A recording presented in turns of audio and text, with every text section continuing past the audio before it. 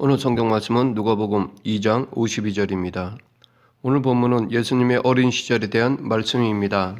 예수님은 공생애를 시작하기 전에 유년기와 청년기에는 어떤 삶을 사셨는지, 예수님은 어떤 일을 하셨는지 이런 질문을 해봅니다. 하지만 성경은 이 점에 대해 직접적으로 언급하고 있지 않습니다. 우리가 정경으로 받아들이지 못하는 초기 문헌 중 가경이라고 불리는 책에 보면 예수님의 어린 시절에 대한 기록들이 나오지만 이 기록들은 신뢰할 수 없습니다. 성경에 예수님의 어린 시절에 대한 기록이 없는 이유는 예수님의 유년기의 일들이 우리의 호기심의 대상이 될 수는 있을지 몰라도 우리의 구원과는 아무런 상관이 없기 때문입니다. 요한복음 마지막에 보면 사도 요한은 예수님의 사역과 활동을 다 기록하고 나서 예수의 행하신 일이 이외에도 많으니 만일 낱낱이 기록된다면 이 세상이라도 이 기록된 책을 두기에 부족할 줄 아노라 라고 하였습니다. 성경에는 우리의 구원에 있어서 필요한 모든 것을 기록하고 있지만 그 외의 것은 다 기록하지 않았습니다. 성경 중에서 누가복음에서만 3가지가 기록되어 있을 뿐입니다. 첫 번째는 12살 이전의 생활에 대한 기록입니다. 그것이 누가복음 2장 40절 말씀입니다. 두 번째는 12살 때 있었던 일인데 그것이 누가복음 2장 41절부터 51절 내용입니다. 세 번째는 12살 이후부터 공생애 이전까지의 생활에 대한 짧은 기록인데 그것이 누가복음 2장 52절 말씀입니다. 이 3가지 기록을 살펴보기 전에 예수님의 탄생 이후의 배경을 살펴보면 예수님은 출생한 지 8일 만에 할례를 받았습니다. 할례는 할례받는 자가 하나님이 아브라함과 맺은 언약 속에 들어갔다는 표로 아브라함의 씨 곧 그의 후손임을 확인하는 의식입니다. 즉 하나님이 아브라함에게 약속하신 은혜를 유업으로 받은 하나님의 백성 이스라엘에 속하였다는 표시입니다. 예수님이 할례를 받으신 것은 예수님이 언약의 후손으로서 아브라함에게 주셨던 약속의 성취라는 점을 보여줍니다. 그리고 천사가 일러준 대로 그 이름을 예수라고 지었습니다. 예수라는 이름은 구약의 여호수아, 호세아와 같은 말로서 하나님은 우리의 구원이시다라는 뜻입니다. 그래서 마태복음 1장 21절에서는 예수를 자기 백성을 저희 죄에서 구원할 자라고 말한 것입니다. 모세의 율법에 따라 결례의 날수가 찼을 때 어린 예수를 데리고 예루살렘으로 갔습니다. 모세의 법대로 남자아이를 낳은 산모는 40일간 부정했기에 40일이 지난 후 결례를 행하기 위해 예루살렘 성전에 갔고 규례에 따라 의식을 행했던 것입니다. 결례란 이름 그대로 깨끗하게 하는 의식인데 출산이 부정한 이유는 여기에는 우리의 생각과 다른 성경이 가르치는 중요한 뜻이 담겨 있습니다. 다윗이 고백했듯이 인간은 죄악 중에서 잉태되었습니다. 해산의 고통은 죄의 결과입니다. 출생에서부터 인간은 죄로부터 자유할 수 없으며 정결케 되어야만 했습니다. 할례가 우리에게 끊어버려야 할 것이 있음을 보여준다면 결례의식은 우리가 죄 중에 탄생했으며 그리스도의 피로 깨끗하게 되어야 한다는 사실을 가르쳐 주고 있는 것입니다. 그래서 40일이 되었을 때 예수님의 부모도 이 의식을 행하러 예루살렘으로 갔던 것입니다. 예수님의 결례의식과 관련하여 누가는 반복적으로 율법의 요구를 준수했다고 말하고 있습니다. 즉 모세의 법대로 주의 율법에 쓴 바, 주의 율법에 말씀하신 대로, 율법의 전례대로, 주의 율법을 쫓아 이렇게 계속해서 율법에 대한 준수를 기록한 이유는 예수님이 우리의 구속자가 되시기 위하여 우리처럼 모든 의를 행해야 할 율법의 멍에 아래 있었기 때문입니다. 그래서 그 율법에 따라 결례를 행하셨던 것입니다. 예수님이 태어나셨을 때 유대의 통치자는 헤롯 왕이었습니다. 흔히 헤롯 대왕이라고 불리는 그는 BC 37년부터 AD 4년까지 통치했는데 그는 악한 통치자였습니다. 그의 아내와 장모, 처남, 심지어는 자기 아들까지도 죽였던 사람이었습니다. 자기 왕권 유지에 방해가 된다고 여겨 왕비 마리암을 목매달아 죽였고 그 장모를 죽였고 심지어 2 아들 아리스토블로스와 알렉산더를 처형했습니다. 임종시에는 또 다른 아들을 처형토록 했습니다. 그 당시에 헤롯의 아들이 되기보다는 헤롯의 대지가 되는 편이 낫다라는 말이 있었을 정도였습니다. 당시 자신에 대한 불신이 많고 인기가 떨어지자 내가 죽으면 누가 나를 생각해서 울어줄까 하여 당시 존경받던 이들을 투옥시켜 자기가 임종하면 그들도 같이 죽여서 사람들로 애곡하게 하도록 하였습니다. 그러나 헤롯이 죽었을 때 귀족들은 석방되었고 헤롯의 죽음을 경축했다고 합니다. 이런 헤롯이 동방박사를 통해 유대인의 왕이 났다는 소식을 들었을 때 궁궐 전체가 긴장한 것은 당연한 것이라 할 수 있습니다. 헤롯은 또 다른 왕이 태어났다는 소식을 듣고 베들레헴의 2살 아래의 나마를 학살했습니다. 당시 로마인들은 기형아를 없애기 위해 유아를 학살하는 일이 있었고 피지배 민족의 인구를 줄이기 위해 유아를 학살하는 일이 있었습니다. 이런 상황에서 예수님은 태어나자마자 자기를 죽이려는 악한 통치자를 피해 애굽으로 피난 가지 않으면 안 되었습니다. 그 후 헤롯이 죽었다는 사실을 알고 요셉과 마리아는 예수님을 데리고 그들의 고향인 나사렛으로 돌아갔습니다. 나사렛이란 곳은 해안 지방에서 시리아로 통하는 길목에 있는 작은 마을이었습니다. 나사렛은 당시에 별 볼 일 없는 마을이었습니다. 나사렛에 대해서 구약에서는 단 한 번도 언급된 적이 없습니다. 요세푸스의 방대한 역사서에서나 탈무드에서도 단 한 번도 언급된 것이 없습니다. 바로 이곳에서 예수님은 어린 시절을 보내셨습니다. 그래서 예수님을 가리켜 나사렛 예수라고 말하게 된 것입니다. 이때부터 예수님이 공생애를 시작하기까지 약 30년의 기간에 대해서는 성경에 거의 기록되지 않았습니다. 즉 예수님의 유년기나 청년기, 곧 공생애를 시작하기 전에 대한 기록은 매우 빈약합니다. 오직 3가지 사실만 기록되어 있습니다. 첫째는 예수님의 12살까지의 성장 과정에 대한 기록인데 누가복음 2장 40절 말씀입니다. 아기가 자라며 강하여지고 지혜가 충만하여 하나님의 은혜가 그 위에 있더라. 이것이 12살까지의 예수님의 성장에 대한 함축적인 기록입니다. 예수님은 신체적으로, 정신적으로, 영적으로 성장했다고 말하고 있습니다. 이 기록에서 동사는 모두 미완료형으로 되어 있습니다. 그것은 단회적인 것을 말하는 것이 아니라 계속적인 사실을 의미합니다. 즉 예수님은 계속해서 자라고 성숙해지셨다는 것입니다. 아기가 자라며 강하여졌다라는 것은 육체적인 성장을 가리키는 것이고 지혜가 충만하다라는 것은 총명하게 지적, 정신적 성장을 가리키는 것이며 하나님의 은혜가 그 위에 있다라는 것은 하나님의 은혜로 아기가 영육간에 강건하게 잘 자랐다는 의미입니다. 아마도 아버지 요셉의 보살핌과 마리아의 헌신적인 사랑 안에서 성장하셨을 것입니다. 이것은 곧 예수 그리스도가 완전한 인간의 몸을 지니신 분이라는 사실을 우리에게 알려줍니다. 하나님의 아들로서 성령으로 출생하셨으나 우리와 똑같은 완전한 사람으로 오셨다는 증거입니다. 둘째는 12살 때의 일로서 유월절을 지키기 위해 예루살렘에 올라가신 기록인데 누가복음 2장 41절부터 51절 말씀입니다. 이것이 오늘 본문 앞에 있는 내용입니다. 이스라엘의 모든 남자는 1년에 3번 예루살렘에 올라가야 했습니다. 그것은 유월절, 오순절, 장막절입니다. 이때 12살 이상 된 남자는 예루살렘 성전에 올라가서 그 절기를 지켜야 했습니다. 그래서 12살이 된 예수님도 절기를 지키기 위해 예루살렘 성전에 올라가셨습니다.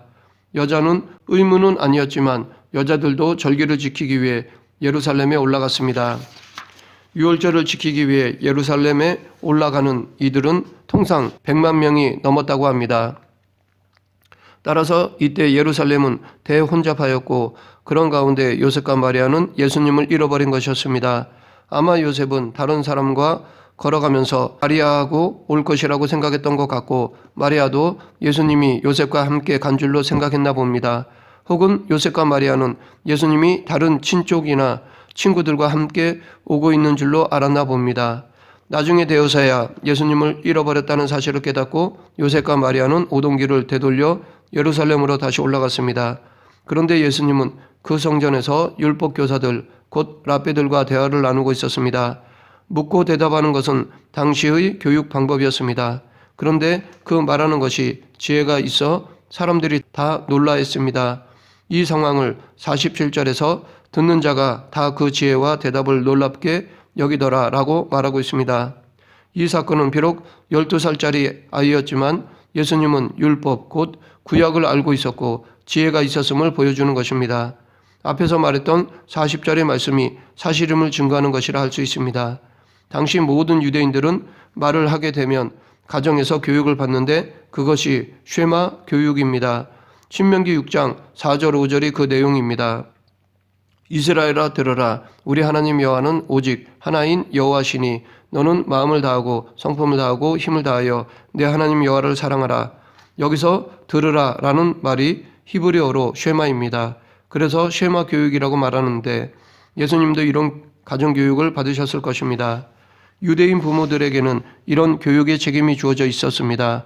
신명기 6장 6절 이하에서는 내가 내게 명하는 이 말씀을 너는 마음에 새기고 내 자녀에게 부지런히 가르치며 집에 앉아 있을 때든지 길에 행할 때든지 누워 있을 때든지 일어날 때든지 이 말씀을 강론하라 라고 했고 그것을 잊지 않도록 내 손목에 메어 기호를 삼으며 내 미간에 붙여 표를 삼고 또 내 집 문설주와 바깥문에 기록하라 라고 하였습니다. 그래서 지금도 신명기 6장 4절 내용을 기록한 것을 문설주에 붙여 두는데 이것을 메주자라고 부릅니다. 유대인 아이들은 쉐마를 공부한 다음에는 할렐이라는 것을 배웁니다. 할렐이란 하나님을 찬양하라는 뜻인데 하나님을 찬양하는 내용으로 구성되어 있는 시편 113편부터 118편을 외우는 것입니다. 당시에는 종이가 없었기 때문에 암기하는 것이 교육이었습니다. 또한 예수님은 그 당시의 관례대로 6살 때부터 회당에서 교육을 받으셨을 것입니다. 당시 6살이 되면 회당에서 구약을 배웠습니다. 이 교육은 12살 때까지 계속됩니다. 이 교육을 받고 나면 성인이 됩니다. 이때 유대인 남자는 소위 바르 미츠바라는 이름의 성인식을 치르게 됩니다. 바르 미츠바라는 말은 언약의 아들이라는 뜻입니다. 이 의식을 치르면 그는 성인으로서 취급을 받습니다. 이제부터는 하나님 앞에서 자기 삶을 책임져야 하며 하나님의 계명을 지켜야 할 의무를 가지게 됩니다. 그 이전까지는 부모가 하나님 앞에서 아이에 대한 책임을 져야 했지만 이제부터는 본인이 하나님 앞에서 책임 있게 살아야 하는 것입니다. 하나님의 계명을 어길 때는 스스로가 그 책임을 져야 하는 것입니다. 바로 이때 예수님은 성인으로서 예루살렘에 올라가셨던 것입니다. 그는 랍비들과 대화하고 토론했는데 듣는 사람들이 다 놀랐습니다. 요셉과 마리아가 예수님을 찾았을 때 마리아는 어찌하여 우리에게 이렇게 하였느냐? 보라 내 아버지와 내가 근심하여 너를 찾아노라 라고 책망하였습니다. 예수님은 어찌하여 나를 찾으셨나이까? 내가 내 아버지 집에 있어야 될 줄을 알지 못하셨나이까? 라고 대답하셨습니다. 마리아는 요셉을 두고 내 아버지라고 말했는데 예수님은 하나님을 내 아버지라고 부르셨습니다. 이것이 성경에 기록된 예수님의 첫 말씀입니다. 여기서 예수님이 아버지의 집이라고 말씀하신 것은 아버지의 일이라고 번역할 수도 있습니다. 이렇게 번역하면 내가 내 아버지 일에 관계하여야 될 줄을 알지 못하였나이까? 라는 말이 됩니다. 이것은 곧 예수님은 이미 당신의 길을 알고 계셨다는 것입니다. 셋째는 공생애 이전 예수님에 관한 언급으로 오늘 본문 누가복음 2장 52절 말씀입니다. 예수는 지혜와 키가 자라가며 하나님과 사람에게 더욱 사랑스러워 가시더라. 여기서 사용된 동사는 미완료형으로 되어 있습니다. 미완료형이란 계속적이고 반복적인 의미를 지니는데 예수님은 계속해서 키와 지혜가 자라며 하나님과 사람 앞에서 더욱 사랑스러워져 갔다는 뜻입니다. 이것이 공생애 이전 나사렛에서 사셨던 예수님의 생애에 대한 아름답고도 함축적인 기록입니다. 예수님은 우리와 동일한 육체를 지니셨고 우리와 마찬가지로 육체적인 성장의 과정을 거치셨습니다. 예수님도 음식을 먹었고 피곤할 때는 휴식을 취하셨고 잠도 주무셨습니다. 예수님은 우리와 동일한 육체를 지니시고 우리와 동일한 성장 과정을 겪으셨습니다. 그러나 히브리서 기자는 히브리서 4장 15절에서 우리에게 있는 대제사장은 우리 연약함을 체휼하지 아니하는 자가 아니요 모든 일에 우리와 한결같이 시험을 받은 자로되 죄는 없으시니라 라고 하였습니다. 예수님은 완전한 인간이시기에 우리와 동일하게 연약함을 겪으시고 시험을 받으시지만 우리와 달리 죄를 짓지 않으셨다는 것입니다. 즉 예수님은 인성에 있어서 우리와 동일하시되 죄는 없으시다라는 것입니다. 오늘 본문에서 보여주는 또 한 가지는 예수님은 온전한 성장을 하셨다는 것입니다. 누가복음에는 예수님의 성장에 대한 몇 가지 추측을 말하고 있는데 키가 자랐다라는 말은 신체적인 측면이고 지혜는 정신적인 측면이라면 하나님께 더 사랑스러워 가셨다는 것은 영적인 측면이라 할 수 있습니다. 또 사람에게 사랑을 받으셨다라는 말은 도덕적 혹은 사회적 성숙을 의미합니다. 예수님의 성장은 균형 잡힌 성장이었으며 오늘 우리가 말하는 전인적인 성장이었습니다. 이렇게 예수님은 영육간에 온전히 성장하셨습니다. 예수님의 성장이 오늘 우리에게 모범을 준다면 우리도 신체적으로, 정신적으로, 영적으로 그리고 도덕적으로 온전하게 그리고 전인적으로 성장하도록 해야 할 것입니다. 우리뿐 아니라 우리의 자녀들에게도 그렇게 해야 할 것입니다. 우리는 흔히 신체적, 지적 성장은 중요하게 여기지만 영적인 측면은 간과하는 경향이 있습니다. 혹은 이 영적인 부분은 한참 공부할 때에는 잠시 미루어도 된다고 생각하는 경향이 있습니다. 실제로 이 중에 가장 중요한 것이 영적인 것인데도 이 세상에서는 그리 중요하게 보지 않기 때문에 신경을 제일 안 쓰는 부분이라고 봅니다. 하지만 어릴 때부터 영적인 성장은 중요합니다. 이 영적인 교육, 훈련의 시기는 언제나 바로 지금부터가 되어야 합니다. 절대로 미뤄서는 안 됩니다.